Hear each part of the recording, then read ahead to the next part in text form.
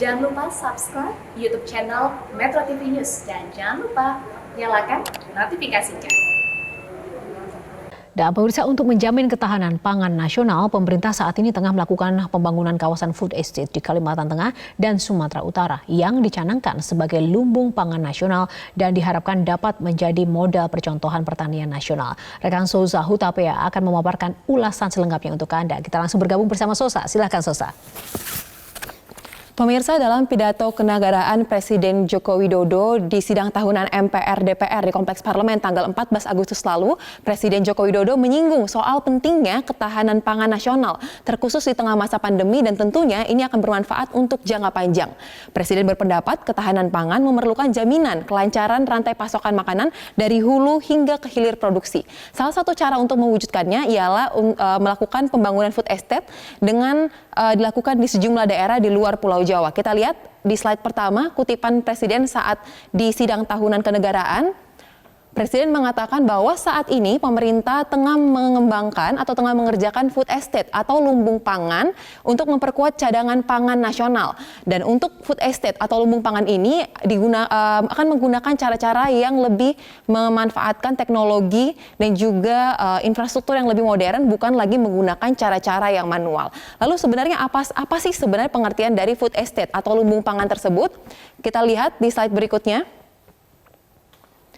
Untuk diketahui bersama, Presiden Joko Widodo menyampaikan bahwa food estate atau lumbung pangan nasional ini merupakan bagian dari program strategis nasional tahun 2020 hingga 2024. Program ini akan melakukan pengembangan di satu kawasan secara terintegrasi, di mana kawasan itu nantinya akan dilakukan pertumbuhan dari pertanian, kemudian pengembangan perkebunan, bahkan juga ke peternakan.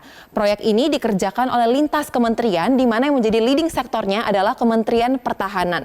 Kemudian ada Kementerian PUPR ditugaskan untuk dapat menyiapkan sarana dan prasarana dasar seperti penyiapan saluran irigasi, kemudian Kementerian Pertanian terkait teknologi yang digunakan untuk budidaya tanaman di lokasi tersebut.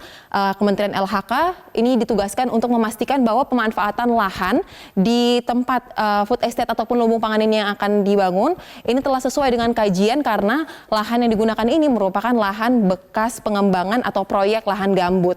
Dan juga ada Kementerian BUMN, di mana Kementerian BUMN ini bertugas untuk dapat menyiapkan skema investasi, karena proyek dari food estate ini merupakan proyek kerjasama tidak hanya pemerintah tetapi juga pelaku swasta dan juga masyarakat sebagai pemilik lahan dan juga tenaga kerja. Kemudian kita lihat juga di slide berikutnya, di mana saja sebenarnya lokasi tempat akan dibangunnya lumbung pangan atau food estate ini.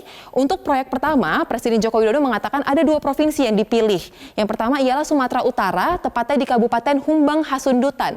Total lahan yang akan digunakan ini sebesar 30.000 hektar. Kemudian provinsi kedua yaitu Kalimantan Tengah. Di sini ada 2 provinsi yaitu Kabupaten Pulang Pisau dan juga Kabupaten Kapuas dengan total lahan 160.000 hektar.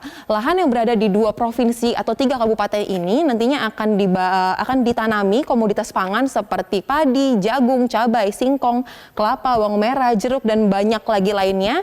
Kemudian akan dimanfaatkan juga untuk perkebunan, ada peternakan, dan juga untuk perikanan. Jadi benar-benar memanfaatkan satu lahan full ini untuk melakukan sistem yang terintegrasi, mulai dari pertanian hingga ke perikanan. Lalu kita lihat lagi di slide berikutnya.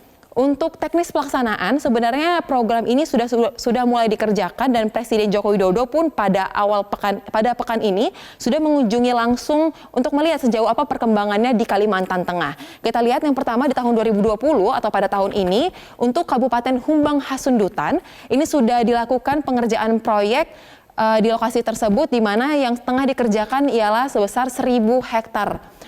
Lokasi tempat food estate ataupun lumbung pangan tersebut. Kemudian untuk di Kalimantan Tengah ini ada totalnya 30.000 hektar, di mana untuk di Pulang Pisau ada 10.000 hektar dan juga untuk di Kabupaten Kapuas ada sebesar 20.000 hektar. Kemudian untuk tahun 2021 hingga 2022, karena memang ditargetkan bahwa untuk proyek lumbung pangan nasional ini dapat selesai hingga tahun 2022, khusus untuk 2 provinsi ini tetap akan dilanjutkan, di mana untuk Sumatera Utara ini akan dilakukan secara bertahap, karena tadi totalnya ada 30.000 hektar, dikerjakan 2020 1.000 hektar, maka sisanya kurang lebih ada 29.000 hektar. Ini akan bertahap dilakukan hingga 2022. Kemudian untuk di Kalimantan Tengah sebesar 135.000 hektar ini juga akan dikerjakan secara bertahap hingga tahun 2022. Lalu kita lihat lagi pemirsa untuk rincian lahannya. Ini khusus data yang kami himpun terkait di lokasi Provinsi Kalimantan Tengah dengan total lahan 165.000 hektar. Di sini ternyata dari angka ini sudah ada 85.500 hektar yang lahannya sudah fungsional, artinya sudah bisa berproduksi dan menghasilkan produk-produk pertanian dan juga perkebunan selama 1 tahun. Kemudian ada 28.300 hektar di mana ini disebutkan kondisi irigasinya sudah baik dan dapat bisa segera dimanfaatkan.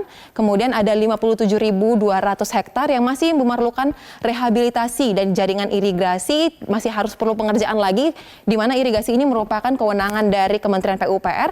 Dan yang terakhir ternyata masih ada lahan yang cukup besar 79.500 hektar di mana lahan ini ternyata masih berisi semak belukar. Jadi dari Presiden Joko Widodo mendelegasikan kepada Kementerian Pertahanan, Pertanian dan juga kementerian terkait lainnya untuk dapat melakukan land clearing atau pembersihan lahan sebelum nantinya akan dimanfaatkan sebagai food estate ataupun lumbung pangan nasional.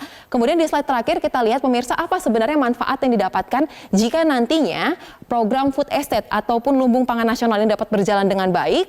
Nantinya jika ini berhasil maka kejaminan ketahanan pangan nasional secara merata ini dapat terwujud, di mana saat ini kita tahu bahwa ketahanan pangan ataupun melimpahnya produk-produk pertanian ini mayoritas berada di Pulau Jawa. Presiden Joko Widodo ingin nantinya terkait produk pangan ini dapat merata ke daerah-daerah lain termasuk di pulau-pulau di luar Pulau Jawa.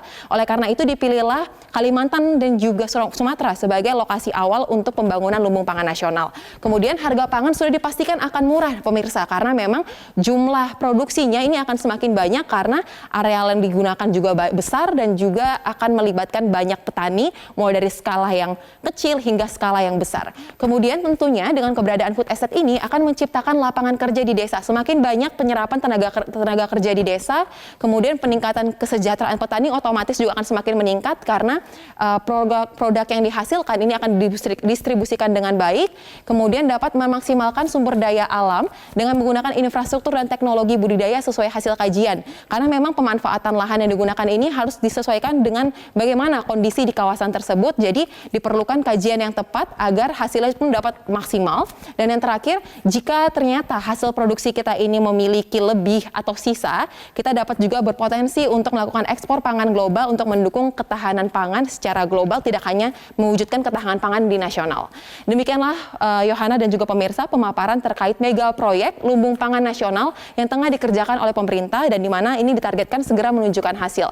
Tentunya kita berharap bahwa program ini dapat terrealisasi sesuai dengan rencana sehingga kepastian masa depan pangan nasional yang lebih merata di seluruh daerah bukan hanya sekedar harapan belaka.